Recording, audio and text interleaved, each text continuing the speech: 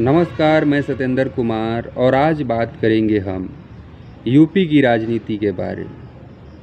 UP में 9 सीटों पर उपचुनाव होने वाले हैं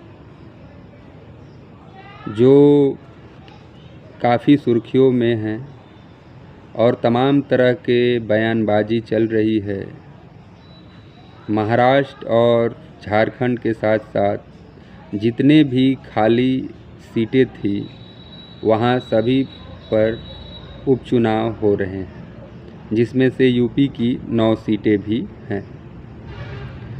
18 अक्टूबर को अधिसूचना जारी हुआ था उपचुनाव के लिए, जिसमें नामांकन की तिथि जो थी वो 18 से 25 अक्टूबर की थी।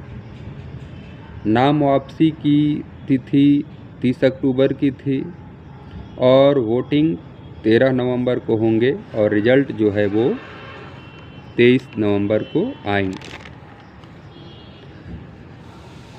9 सीटों के लिए कुल जो उम्मीदवार थे 149 उम्मीदवारों ने नामांकन किया था, जिसमें से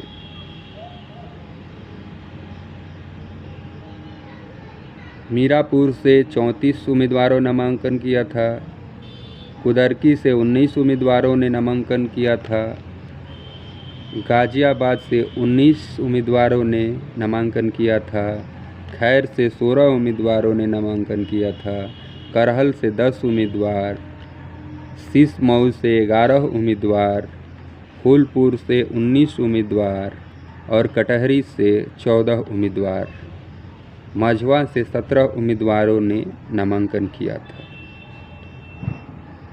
कुल 149 नामांकन दाखिल हुए थे, जिसमें से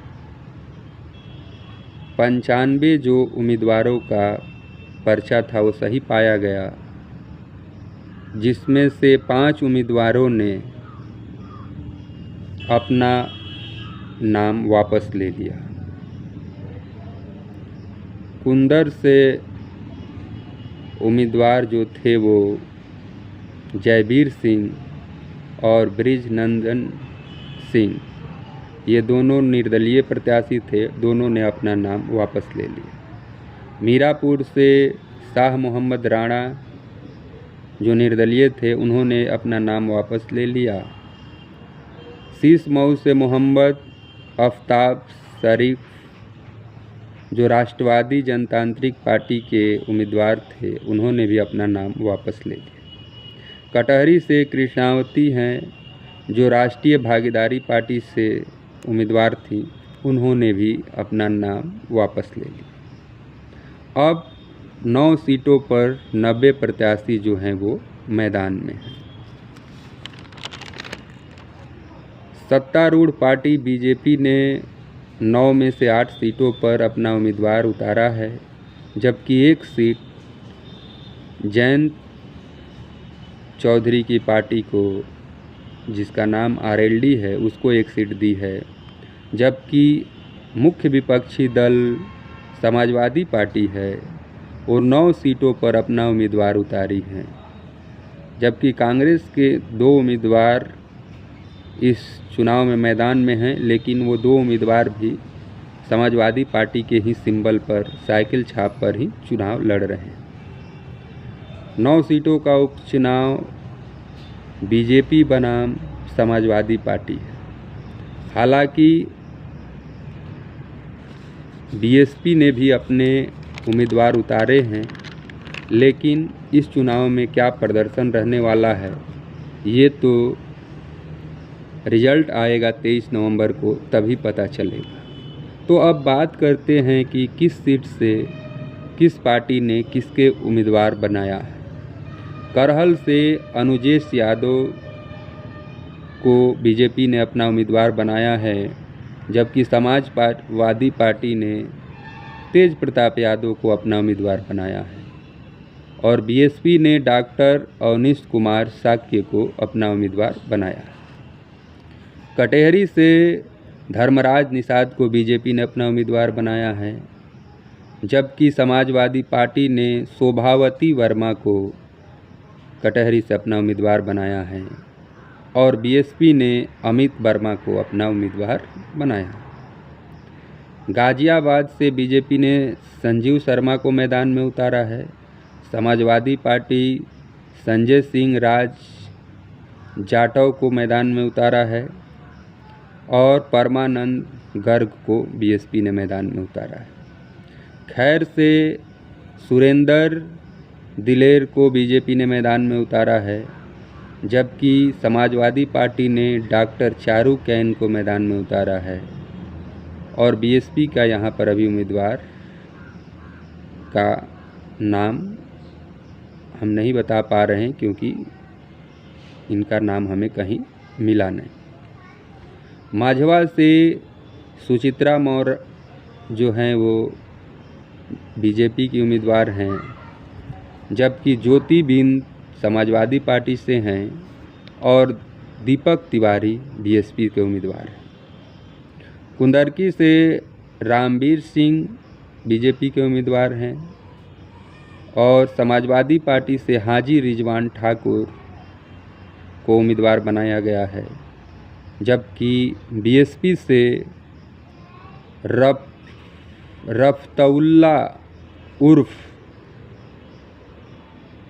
रफ्तउल्ला को बनाया गया है यहाँ से उम्मीदवार। शीशमऊ से सुरेश अवस्थी को बीजेपी ने टिकट दिया है, जबकि समाजवादी पार्टी ने नसीम सोलंकी को दिया है और बीएसपी जो है वो वीरेंद्र कुमार शुक्ला को अपना उम्मीदवार बनाया है। मीरापुर से मिथिलेश पाल आरएलडी के उम्मीदवार हैं, जबकि समाजवादी पार्टी से सुम्बुल राणा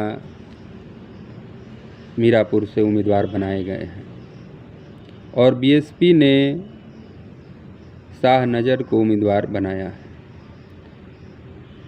फूलपुर से दीपक पटेल को उम्मीदवार बनाई है बीजेपी, जबकि समाजवादी पार्टी मुमताज़ सिद्दीकी को अपना उम्मीदवार बनाई है और बीएसपी ने जितेंद्र कुमार सिंह को यहाँ से टिकट दिया है। कांग्रेस पहले 5 सीटों की मांग समाजवादी पार्टी से कर रही थी। हालांकि समाजवादी पार्टी ने 2 सीटें देने का वादा किया था और वो 2 सीटों पर भी, जो अलीगढ़ की खैर सीट और गाजियाबाद की सदर सीट पर कांग्रेस के उम्मीदवार हैं, लेकिन चुनाव लड़ रहे हैं वो समाजवादी पार्टी के सिंबल पर। 5 सीटों पर सपा का पहले से कब्जा था। करहल से अखिलेश यादव विधायक हुआ करते थे, जो कन्नौज से सांसद बने। मिल्कीपुर से अवधेश प्रसाद थे, जो फैजाबाद अयोध्या के सांसद बने। हालांकि मिल्कीपुर में चुनाव नहीं हो रहा है। कटहरी से लालजी वर्मा थे, जो अंबेडकर नगर से सांसद बने और कुंदरकी से जियाउर रहमान वर्क थे, जो संभल से सांसद बने। खैर से अनूप वाल्मीकि थे, जो हाथरस से सांसद बने। गाजियाबाद से अतुल गर्ग थे, जो गाजियाबाद के सांसद बने। मुजफ्फरपुर नगर से चंदन चौहान थे, जो बिजनौर से सांसद बने। प्रयागराज से परवीन पटेल थे, जो फूलपुर से सांसद बने। मिर्ज़ापुर से विनोद कुमार बिंद थे, जो भदोही से सांसद बने और कानपुर से इरफान सोलंकी थे, जिन्हें 7 साल की सज़ा हो गई थी। इसलिए ये सारे 10 सीटें जो हैं वो खाली हुई थी। अब 23 नवंबर को पता चलेगा कि किस सीट पर किसका पलड़ा भारी रहता है और 9 सीटों में से कौन कितने सीटों पर बढ़त बनाता है। हालांकि चंद्रशेखर की पार्टी, चाहे ओवैसी की पार्टी हो, वह भी चुनाव लड़ रही हैं, लेकिन जो महत्वपूर्ण दल 2 ही हैं जिसमें कांटे की टक्कर होने की संभावना है, चाहे वो समाजवादी पार्टी हो चाहे वो बीजेपी हो। हालांकि मायावती की भी पार्टी कोई कमज़ोर नहीं आंक रहा है इस चुनावी मैदान में, और उम्मीदवारों को देखेंगे तो आपको पता चल जाएगा कि इससे किस पार्टी को लाभ होने जा रहा है। चुनावी मौसम में कई तरह के बयान चले रहे हैं सोशल मीडिया और ख़ास करके राष्ट्रीय मीडिया में। इस तरह के डिबेट चलाए जा रहे हैं जो स्थानीय मुद्दे पर कहीं डिबेट आप नहीं देखने को मिलेंगे।